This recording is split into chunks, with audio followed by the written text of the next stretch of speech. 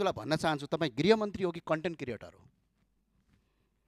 गृहमन्त्रीले हिजो फिल्मको नायक जस्तै मिडिया घेरेर, चलचित्रको नायक जस्तै कहिले एयरपोर्ट, कहिले कता, कहिले उता दौडिरहनु भएको थियो पुरै क्यामेरा बोकेर। यदि साँच्चै उपचार गर्ने उद्देश्य यदि थियो भने आज गणेश नेपालीको मृत्यु हुँदैन थियो सम्माननीय सभामुख महोदय। आज उनको जीवन बाँच्ने थियो।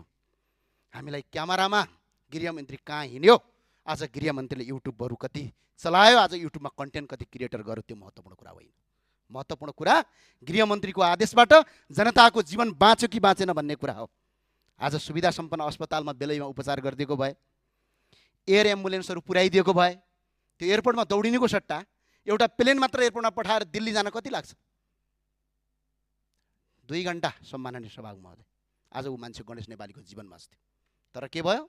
कन्टेन्ट क्रिएटर लाइक भ्युज पाउनका लागि गरिने गतिविधिले त्यो एकछिन त मान्छेले वाह वाह भन्ला, तर गन्तव्यमा यसले घाटा नै गर्छ सम्माननीय सभामुख महोदय।